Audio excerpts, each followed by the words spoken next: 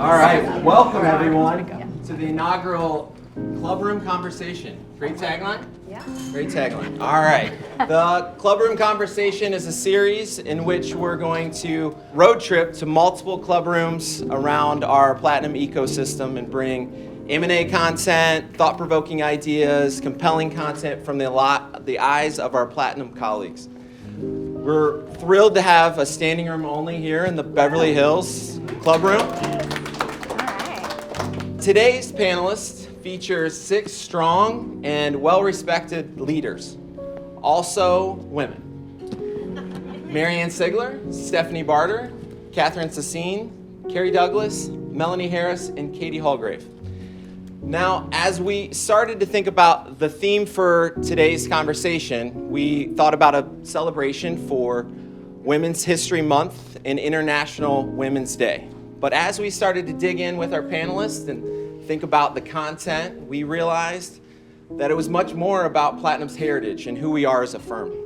I think if you look through each of the women's careers that are up here, what you'll notice is it's more about they got their job done and they did it right and they did it well more than anything else. So I think what we're going to hear through the conversation is the doer mindset, and jumping in, swimming out of swim lanes, and really digging in is really how we got things done and how we evolve here at Platinum. So with that, I will turn it over to Katie to kick it off and start the panel. Thank you, Ty.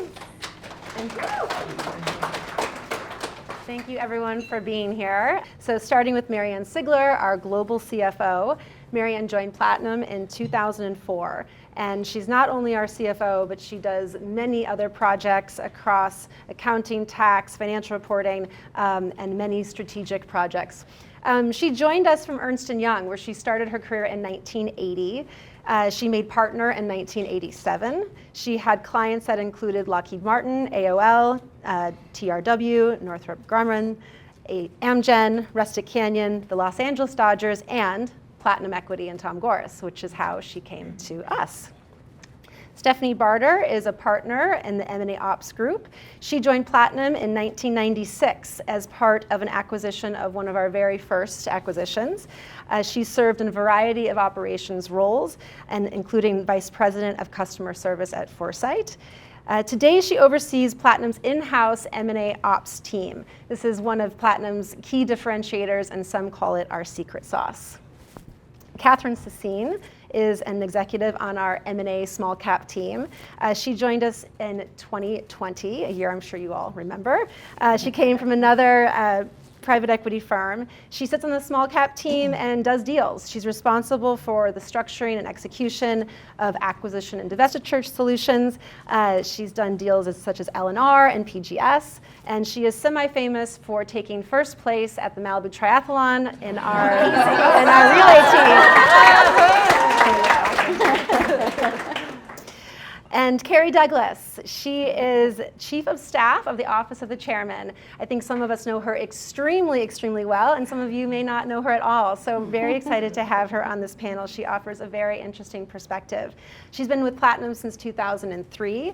Like I said, she's Chief of Staff of the Office of the Chairman. She works across many aspects of the firm, working closely with Platinum leadership to support strategic priorities of the company, and she manages the chairman's relationships both internally and externally to ensure projects are successfully executed. And last but not least, we have Melanie Harris joining us from the Detroit Pistons. It's all right, playoff bound. Melanie joined the Pistons at the end of last year. So she is the president of business operations, and that means she's responsible for leading the organization's business lines, including expanding revenue opportunities, driving engagement with partners, sponsors, ticket holders, and fans. Melanie also has a very interesting career path. She previously was at Nike, where she was the general manager for the Jordan Brand's North American unit. And prior to that, she did something sort of similar to what many of you do. She worked at Bain Consulting as a partner for nearly 10 years. So Platinum has had women in leadership positions from the very first days. As I mentioned, Stephanie Barter joined in 1996. Eva Kolowski, who I'm guessing many of you know, was our very first general counsel. She joined the firm in 1998. Tom was one of the first to have a female pilot and captain in corporate aviation. And as I mentioned, last year the Pistons made major headlines in the hiring of Melanie into the position of President of Business Operations. So, however, this is not that common. In private equity, there's only 22% of women in investment professional roles. And it's even worse in sports. Melanie just educated us that only 15% of president of business operations are female. So although we have a lot of women in this room, this is not the norm. So maybe Mary Ann, you can set the stage for us since you've started your career in 1980.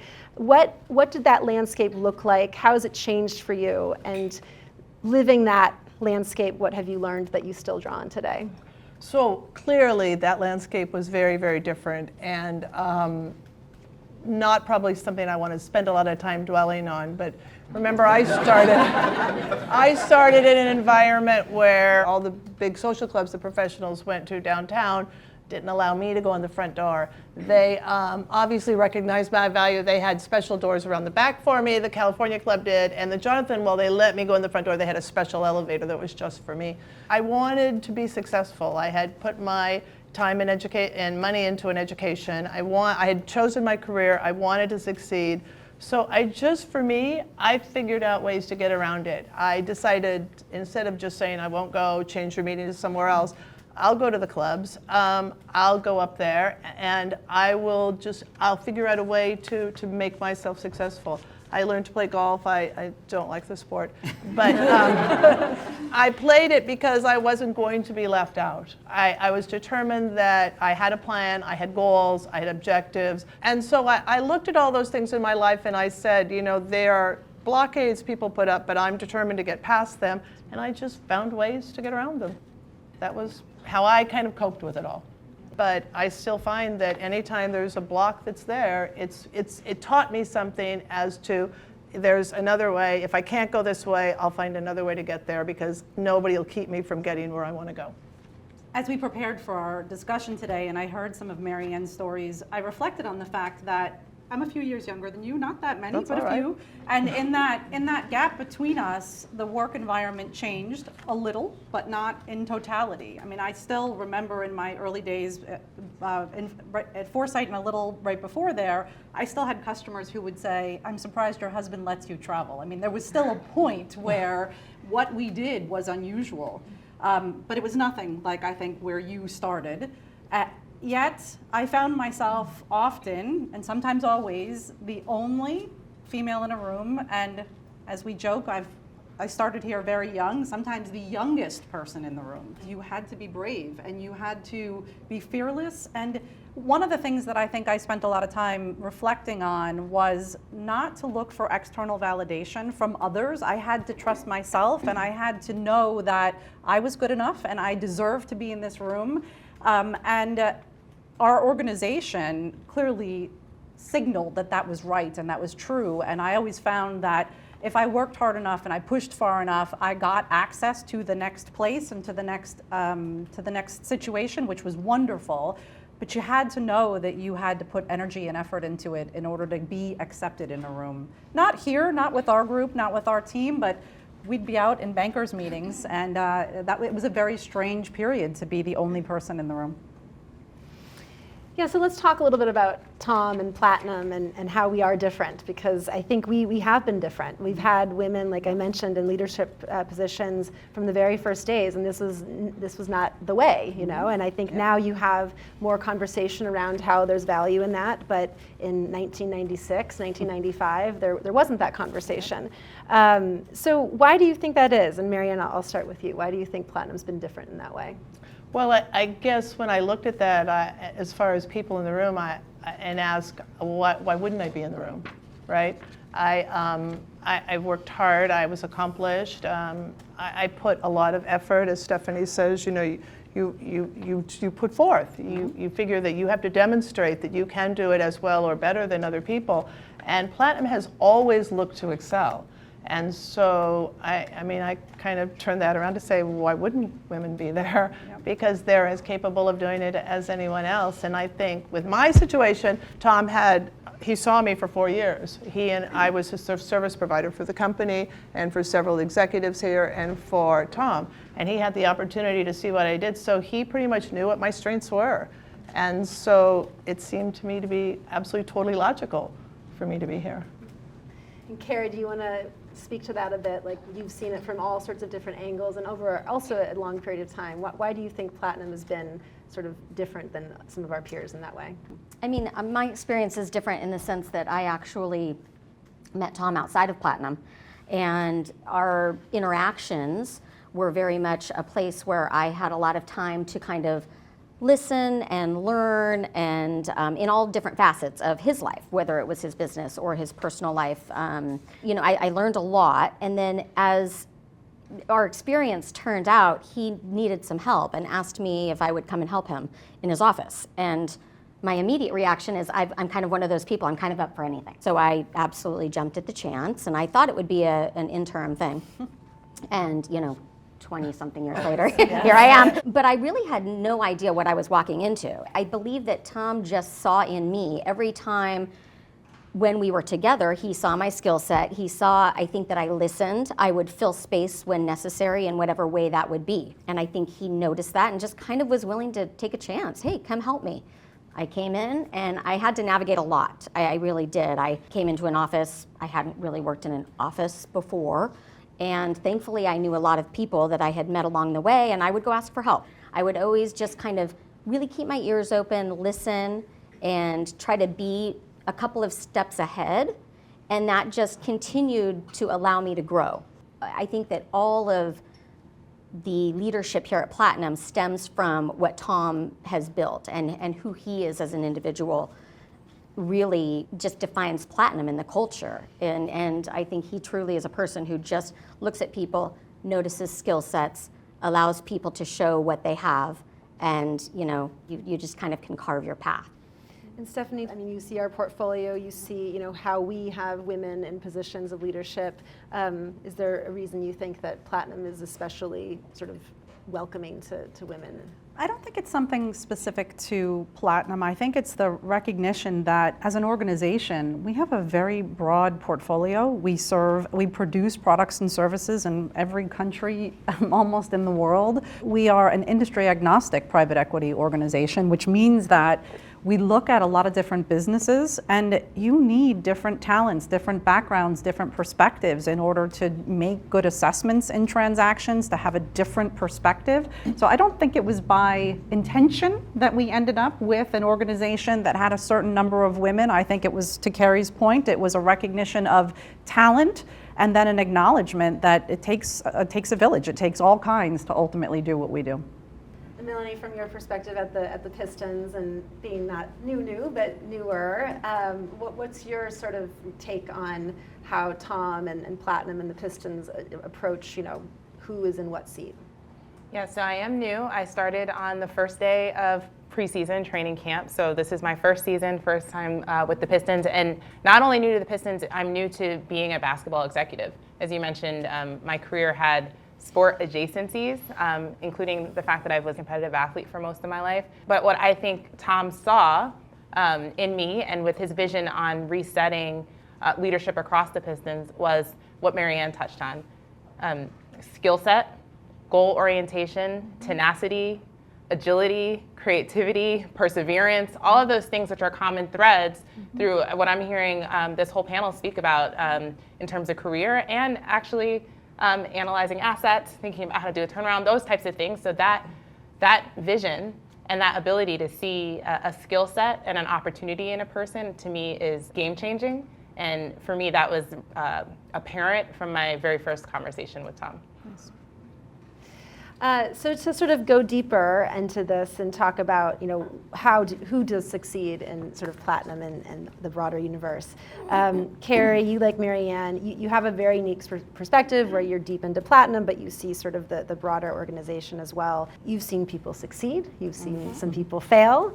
What personal attributes do you think do really well at platinum, and what are some that don't do so well? There's variances throughout, but I think that overall, people that can come in and, first of all, listen and read a room. I think it's really important to have a high EQ to be successful here. When you're walking into, we have a ton of tenure. So for new people walking in, I think it can be challenging trying to navigate through, years of experience and ties and relationships that have been built within Platinum. So I think being warm, being open, being friendly, kind of finding and being a little bit vulnerable. It's funny, I don't see myself as a vulnerable person per se, or allowing myself to be vulnerable, but then again, going back to what Mary Ann said earlier, being up for anything and being willing to do whatever it takes, I guess, is vulnerable in itself. People respect that around here. I know that if I see someone trying and making an effort and really trying to think, even if it's wrong, you could say to me, bring something to my attention. It might be off track, but I appreciate the thought. I appreciate the value in noticing something, maybe making a connection, connecting dots. And I think our leadership group and even your peer groups are here to help and are more willing to help people who are open and transparent in what they're doing, and really allows for a lot of success here. My concept of that is we have a no blame culture, and I'm the person who balances the books and looks at math, but I'll tell you, in Platinum, 1 + 1 is generally greater than 2, because people work together and it's a team that tries to do it. People work off other people's successes. You don't have people trying to take credit. And I think that sort of is a big piece of what we are at Platinum. We are operating always as a team, and I think Platinum's a special place in that we have expertise in every step along the M&A process, from business development, M&A finance, capital markets, the ops teams, the post-close ops teams. No one's ever working alone at Platinum, and so I think it's really being successful at Platinum comes down to being able to work collaboratively with your teammates. It is interesting because actually the most talented person on paper can fail at this organization if you aren't willing and able to find that cultural fit inside the team. It is not your history, it is not your resume that will make you successful here. It is absolutely your ability to be a team member. So we're all going to get really close to one another today, and we're all going to work on our team skills. No, that's great. So yeah, I think in a close cousin to that idea of teamwork is also this idea of no limits. And some of you may have seen this video, but Eva Kowalski once said in our 20th anniversary video, I never got a job description. I was never told what I was or wasn't supposed to do. In the same conversation, someone else said, good people really thrive here because there are no limits. But I feel like sometimes that doesn't appeal to people. Some people want to be told what to do. So I'm curious, Stephanie, maybe you can start us off. You did start here very junior in your career, going into an environment that has no limits. What did that do for you? I will. I just want to play off of something you said, which is that this doesn't always fit some people. Like, there are certain people who this is not comfortable for. We hire a lot of people from a lot of different industries, and we hire many people from consulting firms or other corporations where the line between here and there is very clear. You know how you get promoted next month, next year, you know what you need to do to make that next step. This is not that place. This is a place where you have to define the path yourself in many cases. Doesn't mean that we don't have clarity on hierarchy and jobs, but the organization is flexible enough that people are allowed to technically make their job, make a job that does not exist today. As I think about my history and what I tell all the new people who join our teams, they are so lucky to be part of an organization who not only is a growing and evolving asset manager that adds new products and services to the parent platform, but we have 50 portfolio companies with hundreds of thousands of positions across the world. And the job that you want, it may not be here, it may not be in this team, it may be in somebody else's team, it may be in a portfolio company, but you have the ability to craft your career and craft your future. And if I reflect on my own personal journey, in many cases, I just said yes when somebody asked if there was a person interested. So I think it's about charting your course and recognizing that you yourself can define the path, and the opportunities are limitless. Kerry, you kind of already touched on this, but like, how is No Limits, how have you worked within that construct? Well, I mean, yes, I touched on it earlier, and my path has been completely, kind of just charted through the last 22 years of finding, Tom allowing me to grow each time kind of he transitioned, actually. I feel like we have these phases that we've gone through, and you all have experienced this too, just in how we function and how Tom functioned, being in the office every day, transitioning downstairs to an office, different ways to work, different ways to make sure we were aligned and I was by his side in the way he needed to be supported, and also interfacing with the appropriate parties within the firm, outside of the firm, to make sure he was connected. So being able to shift and keep up with that was challenging for me, which I love. I used to always say to people, if I wasn't challenged, I wouldn't be here. I would get bored. And I've joked with Tom before, well, I haven't gotten bored yet. And then sometimes if I say the wrong thing, he's like, oh, are you bored? I'm like, no, I'm not bored. It really is kind of that push and that challenge that is exciting for me, and always knowing, again, I've been so fortunate to have this individual who has given me so much latitude in being able to just step up and do new things and take the next step, and pushes and challenges me a little bit. I always have this joke with him. I like to have a coach. I was an athlete growing up, and I like to have a coach. But I also don't really like to be told too much, like what to do. So he has a really great way of kind of giving me that nudge of, here's the little coaching nudge, and he'll be very vague, and I have to pick up on it, and but it's exciting and it's challenging. It makes you think and it makes you grow, and some of that's scary too. Trying to level up, and Tom will even say this: Kerry, fire yourself. You need to fire yourself from some jobs. Okay, level up. And as everyone up here knows, and probably out here too, we're a manage up organization.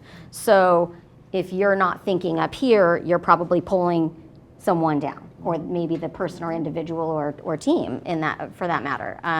No Limits has definitely been a part of my career path, and it's out there for all of yours taking as well. So it's exciting. Melanie, what can you say about that? Because you also have a very interesting journey, and now sort of making waves in your role, just being there. How does that apply to you? Yeah, I don't believe in limits. I do believe in goals. And I think one of the greatest things, I use a lot of sports analogies in my life, I have, even before being a leader on a sport team, is that, and I said this when we were in prep, we get, the Pistons, 82 chances every single season. And so we have goals, but there's some parameters. But to use your point of a coach, your coach can tell you what to do, but once you're on the court, you have the ball in your hand, right? And I get to say, I know what my goal is, but there's no limit within a set of rules, Same thing, you don't want to break the law, but there aren't a lot of limits on how you achieve that goal. Definitely, right? So, and so that's been true for me, for my life, and throughout my career. I mean, we talked about, Mary Ann, I loved listening to your story. I won't tell you how old I was when you started. That's all right. Your career, or if I was alive or not. I'm to the point where I'm But what I will say is that that's one dimension of your identity, and I can think and speak for you. But our femininity, our womanhood, is one dimension of each of our identities.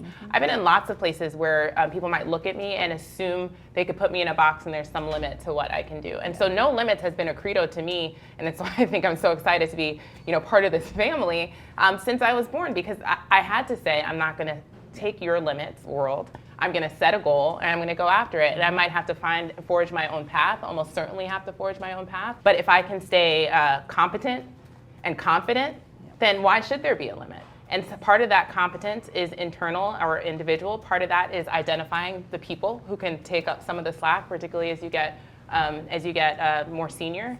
And part of that confidence is saying, maybe no one has done this way before. Right? Yep. But I'm going to give it a try, and I'm going to give it a try because I'm confident in my idea on how to get there. I'm also confident in my ability to pivot and be agile if it starts to not work, to your point, and have a short memory on the failure, take the lesson, and then get to that goal. So to me, it's always been no limit, but there's a goal, and that goal may keep elevating over time, but no limits on how to reach it. That's great. So Mary Ann, I remember you saying before Platinum, you had a very narrow focus. You were at Ernst & Young, and you were told to do certain things, and that's what you were measured on, and it seemed very simple. Yeah, it was. I mean, I came from a very structured organization there. As Stephanie said, you have a path, you stay in it, your swim lanes, you can kind of look over on the side and see what's going on, but you stayed in your swim lane, and that was normal. That's what I grew up, very structured, very corporate.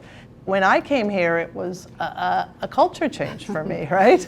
I had enjoyed working with Tom, and I had enjoyed a lot of the interactions that we had, and I was very interested in opportunities. But remember, I'm an auditor, I'm risk adverse, I'm always trying to figure out, my glass is either half empty and someone's trying to tip it over.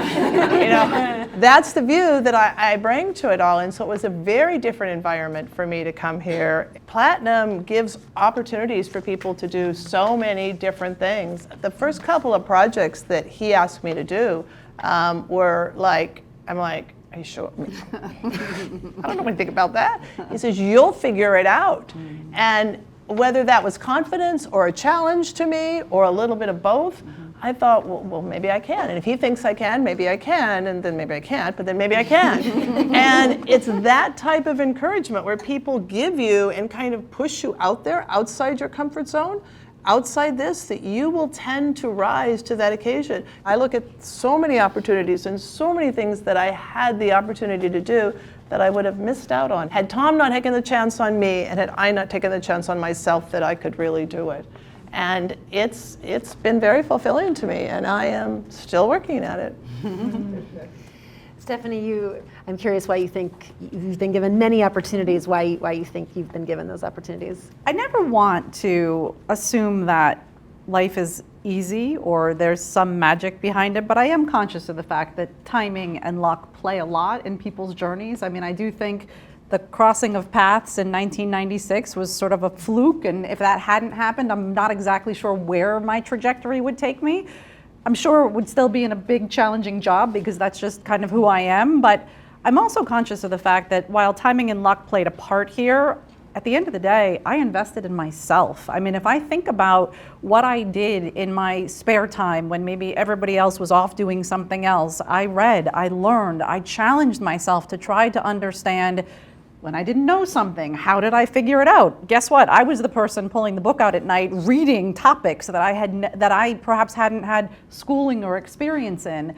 And so I spent a lot of time investing in myself, and I try to make sure that our teams appreciate that. Opportunities don't come to you. You make them because you yourself have learned something that allows you to see around the next corner. You have a new idea on how to tackle something. And when you do that, then the luck and the fates, they sort of all connect because you get to show yourself in a way that someone says, I didn't know that about you. And all of a sudden, magic happens. Something I've heard you all sort of say is when you didn't know how to do something, you often leaned on someone to help. Stephanie, also kind of starting early on in your career and being given things that you probably didn't know what to do, besides books, were there people or were there mentors that helped you along your way? Platinum, there's no manual part of our employee handbook that says here's how our mentorship program works. It's not a defined thing in our firm today, but people were really important in my journey. At the end of the day, I had different mentors at different points in my career who either saw something in me that I perhaps didn't even know about myself. I think back to the very first connection point that I had who really changed my life at Platinum. David Anglin, who's since retired, saw me as a random stranger at Foresight Software. We had barely known each other for 5 months when Platinum purchased our business. And as we went through major restructurings, one day he brought me into his office and he said, how would you solve this problem? And I decimated his whiteboard with a million different examples of how I would tackle something. And he looked at me and said, okay. And from that point forward, he always helped me think about, okay, you should do this next, you should learn this, you should go there. And I used him as a sort of a wealth of information about business and technology. As I traveled through Platinum Equity, there were other people in my life who then helped take me to that next level. It is constructive criticism and feedback that helps you hone and refine your skill set. So mentors are important. Your job is to look for people that you think can be helpful to you and can help either satisfy a tactical thing that you need or a strategic thing that you need. But I would encourage every person here to find a partner and continue to invest in your relationship with them, and they'll do the same to you. Katherine, I remember you were on the sort of the topic of no limits. You were talking about how in a deal you even follow this philosophy, and I'm wondering if there's been people or kind of the team element, how that showed up when you're actually in a deal. And Definitely. Once we get to a stage of a deal where we decide we really want to run it at the opportunity, I think you reach out to everyone you know in that, who knows that space, who knows companies in that space, anyone within the Platinum team who has looked at a similar business. But I also think that as you're going down the road of negotiation and figuring out the problems that always pop up, right? There's no straight path in M&A. It's always full of twists and turns.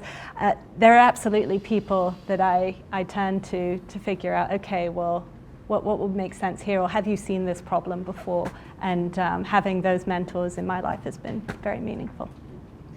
And Melanie, you had an interesting take on not just mentors, but also another sort of group of people. Maybe you can talk to that a bit. Yeah, absolutely. So I want to first double down on the point of finding one's own mentors and not seeking or relying on a formal program. And I just say that from having been places where there are formal programs, and almost to a one, the matches will be imperfect and not what you need in that point in time. So it's almost a futile effort to do it that way, versus what I look at. The mentors is the one who are going to say, this is your blind spot, or I've done this before, let me help you figure this out, or I'll be your safe space to bounce ideas off of before you have to take it to someone else. And the sponsor is the one who says, you can do no wrong. When you're not in the room, I'm going to advocate for you. I'm going to help you see something, that there's an opportunity that you may not see for yourself. I'm going to put your name in the ring for that. Your mentor is like your mom. They will correct you. I don't know, Lily, what do you think? They'll tell you, don't do that. That math score is not good enough. You can do better. I'm going to make you sit down and do the hard work to be who you need to be. The sponsor's like your grandma. And I say this now as a mother, and I say to my mom, how you never let me get away with this, that my kids can do no wrong in your eyes. And that's what you need. And they still see the blind spots that you see, and they see, how you can develop, but they're always going to sing your praises. And I think it's important to have both mentors and sponsors throughout your career. Kerry, I know you feel strong about this as well, and you've had a lot of people that you've had mentor you, but I think you've also mentored others. Yeah, I've been able to kind of shift into that over the years, and it's kind of been a natural progression, I think, as you elevate, you build teams, and there's so many levels of that. The mentorship, the sponsorship is probably Tom for me, and I've been fortunate. He's probably both for me, because I am with him a lot, and so I have that day-to-day exposure of solving tactical problems or issues, but also that broader, he has my back and is always kind of raising me up. But there's so many people in this room that I can point out. Mary Ann is a very regular. I, go into her office, challenging issue, and I know a lot of us do lean on her. And Mary Ann has an amazing ability to be tough as nails, really focused when there's an issue at hand. It's business, we're functioning, we're working through something, but then she can shift gears just in a moment where it surprises me, and she says, well, wait a second, let's go back. And all of a sudden she just flips the switch, and she becomes a very amazing, level-headed, seeing things from so many different sides. Your day-to-day colleagues, you're leaning on, the Sarahs of the world, the Jennas and Kates for me throughout the years, and then meeting new people that are coming in the doors that are just, you gel with, and you see that they're here to work through the greater good with you, the Ties, the Emilys, and all of a sudden you have this refresh, this excitement of the things that you can do together. So It's no longer a mentor. Now it's this team kind of power, if you will, and it's exciting. So many levels of that, and to be able to be in one place and experience all of those things, I think is extremely special. I'm very thankful for that. So Katherine, you joined the Platinum Group most recently, and you came from another middle market private equity firm. I'm curious what it was about the culture here that drew you here, and then what has kept you here. Well, in 2020, so 5 years ago, my husband and I decided to move to California to be closer to my elderly in-laws at the time, who were getting to the stage of life where they needed family close by us. I was, of course, aware of Platinum, and there was a position that opened here. At the time, I was actually slightly wary of the fact that Platinum was this huge organization relative to where I'd worked before. But upon joining and joining the small cap team, I realized that actually, despite being within a very large organization, there is still a small company culture. And I think, it's a very collegial environment that we have. I think that my colleagues are cheering me on, and I'm cheering them on with every investment committee memo that goes out and every deal that signs or closes. There's a real environment of supporting each other, which I think is really nice. And I guess in terms of the second part of the question was what keeps me here? And I think really there's two things. Number one, I really do love what I get to do every day. I love learning about the companies we invest in, the people that built those businesses, their visions. And then number two would be the supportive environment that I feel like I have here at Platinum. I'm very lucky to have two great mentors in Dan Fritsch and Nick Fries. I think that, they and others have built a team that is full of people with backgrounds of all sorts, and that really gives us power in the marketplace.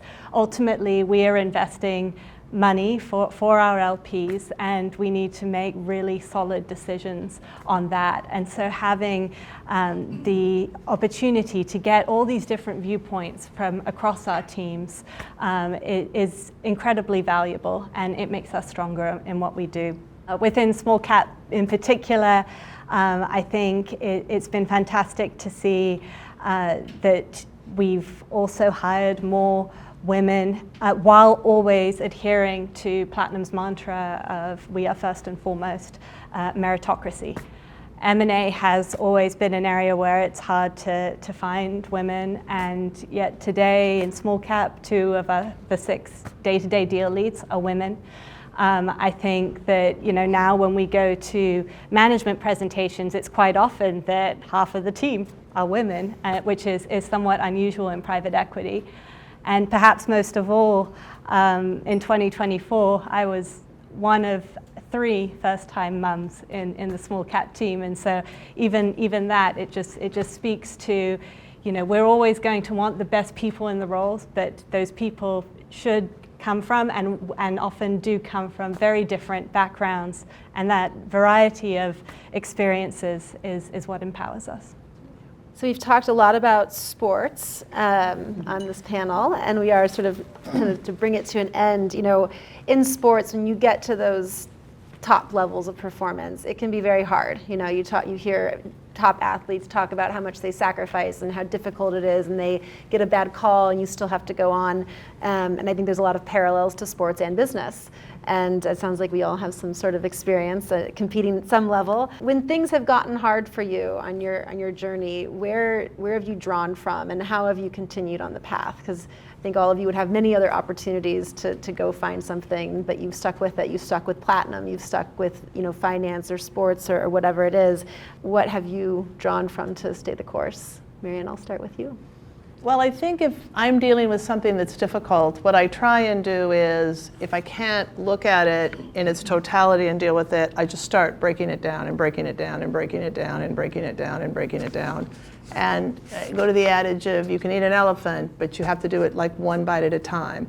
And that if you stay the course and you can't solve the whole thing, or you can't figure out a way, then take the part of it that you can and figure out how to solve that, how to take care of that, how to deal with that, and how to move that part of the ball forward. And then you feel a sense of accomplishment, and it gives you the encouragement to keep going back and back and back and tackling it. And I've always found that's kind of always worked for me. Someone once told me there's a reason the windshield is this big and the rear view mirror is this big. And that is because you really kind of look forward instead of backwards. And I've always kind of felt that decision made, done, can't change it. So I'm moving on, and I tend not to dwell. For me, it's been a saving grace in a lot of different things in a lot of my life and everything, that, okay, done, did it. Maybe it wasn't my best move, but I'm moving on. My next one will be better. And I think I always just have looked forward, and that's what's worked for me.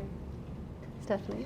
So key in on what Mary Ann just said. As I think about it, I try really hard to not get emotional about situations, because at the end of the day, I realize it's not personal. Sometimes you make a mistake, sometimes things don't work the way you want, sometimes you don't get what you want. And I try not to really get myself all wrapped up in somehow it's related to me as a human. It's more an issue and you get past it. And then I think the second one, and you said it, it's optimism. You have to have optimism and a perspective that the world and the job and the problem, it's solvable, we can get there. Wake up, tomorrow's a new day, you start over, fresh sheet of paper, and you just keep working on it. And I think I've been blessed with a glass half full perspective my whole life. I think I'm just a very optimistic person, but work is hard. I mean, we make really difficult decisions, and sometimes we're wrong. So you have to be able to say, Right. okay, all right, that one sucked. Let's keep going. Keep going. Keep going. Keep going. No, I'd agree with that. And I think within the M&A process in particular, there's just these times where you go weeks of really high intensity, right? And managing through that with everything else going on in your life or whatever at the time, it can be really tough. And ultimately what I found, particularly I think in the last 10 months, is where there's a will, there's a way. And even if you've got 1,000 other things going on, you know what, if there's a deal that makes sense for us all to work on, and we've agreed as a team we're going to run after it, we're going to do whatever it takes to try and make sure we're successful.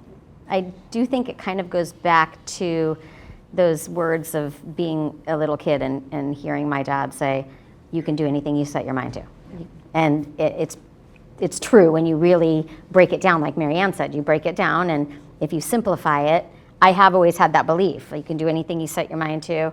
I've always had kind of these thoughts of you can have it all. You know, my mom stayed home when I was young, and I think as a young person, I always thought I would work and I would have a family and I would have that have it all situation, which I do. But it's hard and it's challenging at times. And, you know, I think I process well by talking through things. I'm a talker. I think you guys all know that. People will say like, oh, I sent you an email, or, you know, I'm like, but why didn't you call? And if I talk through it, and all the people I work with very closely know this because we get on the phone and we talk through things. And if I talk through it this way, talk through it that way, get someone else's perspective, it kind of calms me. It gives me optionality. And then I feel like, okay, I can handle this. I got it. And so I think, again, that goes back to leaning on people and really using relationships in a way to help myself, which maybe is selfish, but also I'm there to do that for others too. And I think it's an important thing for me to always be able to kind of, in my mind, I do it sometimes, but I also do it with others a lot, talk through it and just try to kind of problem solve in different ways and think through and then go back to those simple words of, you can do anything you set your mind to. I just said, well, two things. One, I will be calling you now. And you're ahead of time. I like to talk early. This is perfect. You got it. The second thing is I'm also a glass half full optimist. And I do believe, it's something I said earlier about competence and confidence. I do believe I was taught the same thing, that I can do anything I put my mind to. But the thing that I heard you saying and weaving through your comment, Kerry, but I want to just double down is I think it's the concept of we can do anything that comes from a sport too, right? Because there are not 5 centers on a basketball court. You have people with diverse skill sets who have different roles to play, all to realize the same goal, and that we orientation of doing the things that bite by bite of the elephant, which is a crazy image too, that bite by bite of that elephant, should that be your chosen goal, is easier if you have other people who are biting along with you, right? And each have a role to play. So I think it's that the reason all of us can do anything is because is made faster, more efficient, more effective. If we expand that to we can do anything and bring others in on the journey. Absolutely. I love it. Great. Well, we've heard so many amazing stories and philosophies and words of advice. So thank you, ladies. I think if I were to try to sum up, it's like really like mind over matter and get moving. And and you can do it. So those are all the questions I had, but we'd love to open it up to the floor for anyone that has a question. Yes, Kenzie? Thank you guys so much for this panel. I really appreciate it, and I think like the tenets that you brought up of teamwork and no limits and no blame really resonated with me, because one of the best pieces of advice that I've gotten since I started at Platinum was someone said to me, there's no limit to the good you can do if you don't care who gets the credit. And I just thought that was such an amazing, inspiring quote that I try to remind myself of all the time. But at the same time, I think we, especially as women, are told, advocate for yourself, don't rely on other people to do it for you, or hope or assume that they will, ask for what you want and what you deserve. How do you think about marrying the two? In my early career, I had to work really hard to believe that I was supposed to be in that room just because I was the only or the young. And I'm so proud of the young women in our organization today who have a track. They know where they want to go and they ask for it. I have associates that are in their early 20s that will ask for time with me to sit down and say, I want to get from here to there. How do I do that? I wasn't brave enough to do that when I was in my early 20s. I was brave enough to take whatever job came along and do the hard work, but I did not take such command of my career. So I would say you're there. Like, you are doing exactly what I hope all young women in this organization do. And to add to that, I think you need to have goals and plans. I mean, I've always been a planner. I've always had goals, but in my career, a lot of that, I just kept that to myself. Exactly. I mean, I started in public accounting, going to go there 2 years and leave, and 25 years later, something happened. I was still there. But I always just figured that I had to have a goal, I had to have a plan, I had to have kind of the next step and where I was going and what I was going to do, and then just kind of, okay, now how is this all going to work? How is it all going to step? I mean, what you can do if you're relevant, if you're trying hard, if you work hard, if you're present. I don't know what else we can expect of anybody, or anybody should expect of themselves. Yeah. Thank you guys so much for everything. It's been super great to hear your stories. I think a trend amongst all of you guys, even though you're all so different, is that you all took big risks and made huge choices when it came to your career journeys, and whether it was moving across the country or joining Platinum before there was a huge established track record. And I know that you talk so much about relying on your team, but when it came to making a huge choice in your personal life, what was that diligence process like for you? Well, I just had a huge change in my personal life.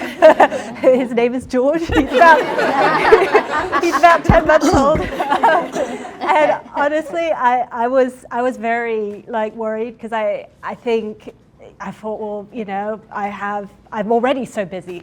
I've already accounted for every minute in my day. So where is the other time going to come from?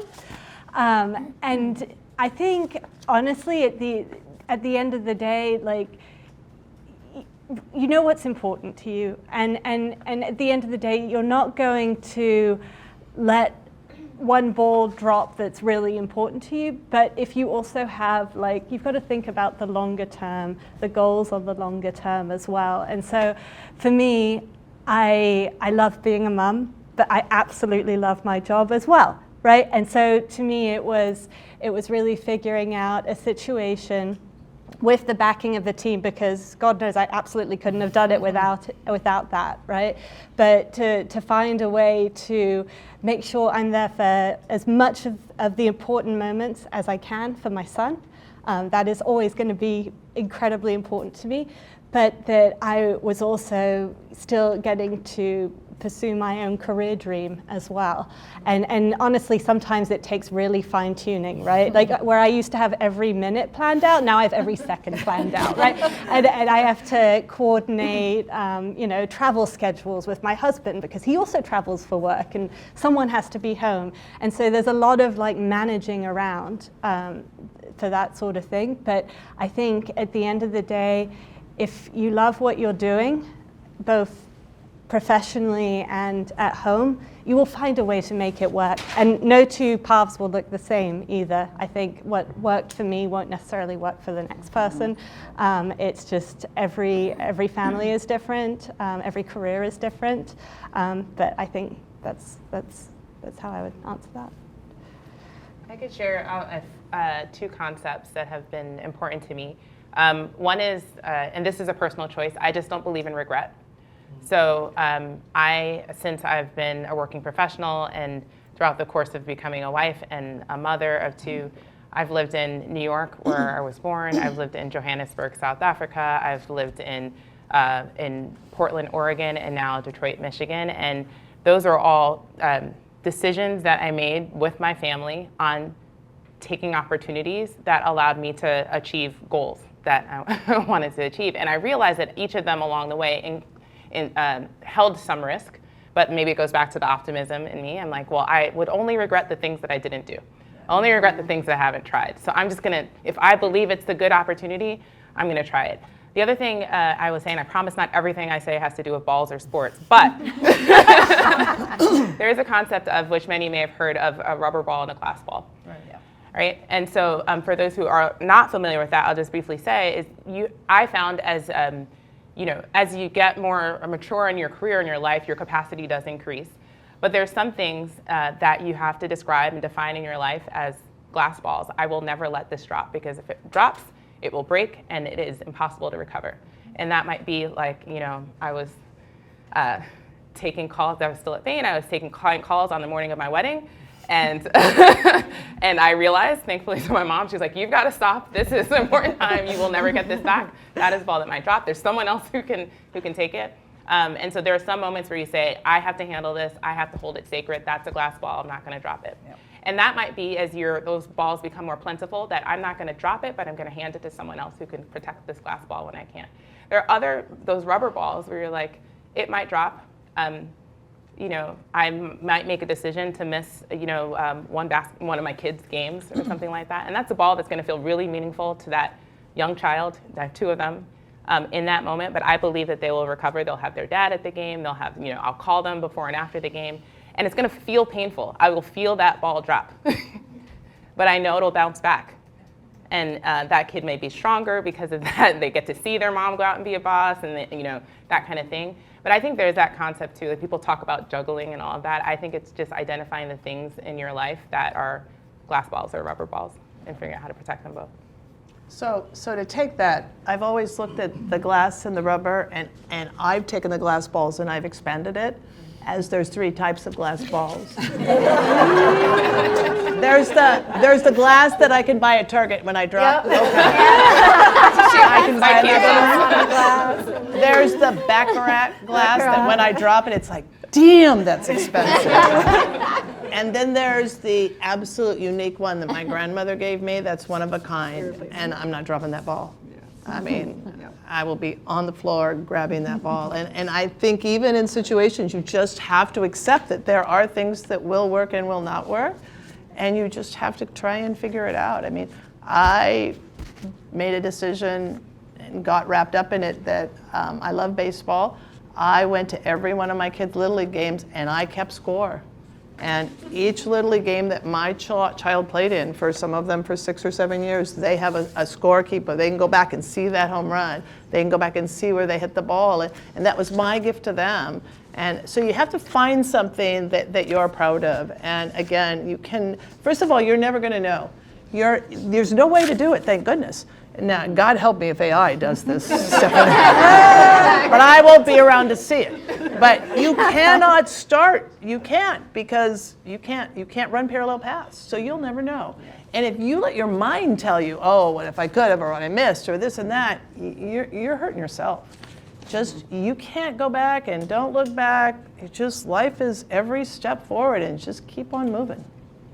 If I can answer a question as the moderator. I think of that question as like, how do you take a risk? And I think of actually when I came to Platinum, I was on a very, sort of a series of big consumer brands. And so to take the job at Platinum was kind of a risk in my career. I'm like, it's going to be hard to go back to those big brands.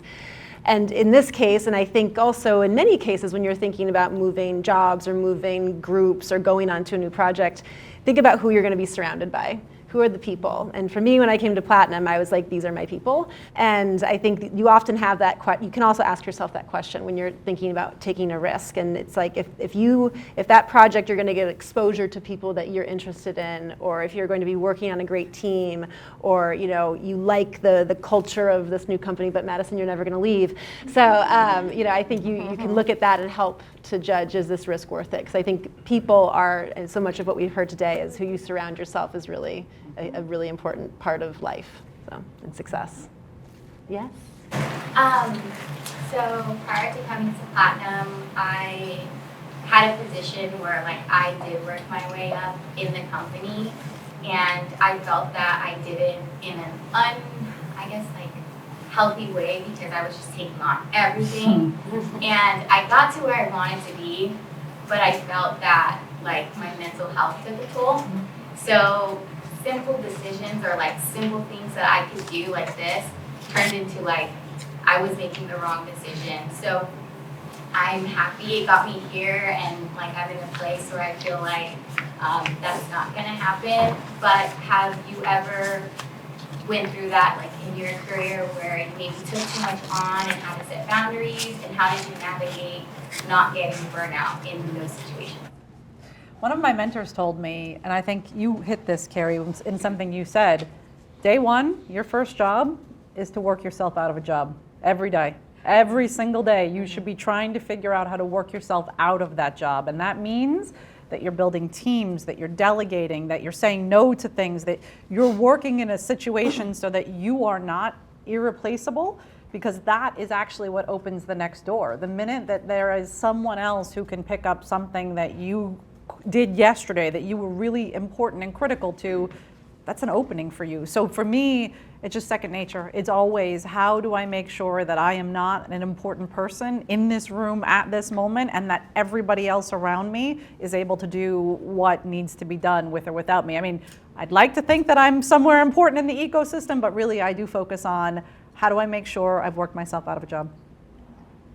And I think you have to worry about yourself too, because you're no good to anybody if you can't function and you wind your head down, and that's not good for you. It's not good for where you want your life to go and what you want to do, and then why are you doing what you're doing? I think you have to just make sure that you have goals and priorities, and you know what they are, and if you give up this for that, if you let that drop, you appreciate that, okay, it was cheap, I can replace it. And you just make those decisions as you go along, and they should be day to day, week to week, whatever that refines it. It's not a path. I mean, when I joined Arthur Young, I was going to do 2 years, and I was going to go to work for Arco, Unical, Hughes. For those of you who are as old as I am, you'll know that none of those companies are around, right? They've all gotten morphed. They're now somebody else and something like that. And it just, you can't see that far. You just have to kind of keep going, and if you don't feel good about it, you're not going to be really good to other people, right?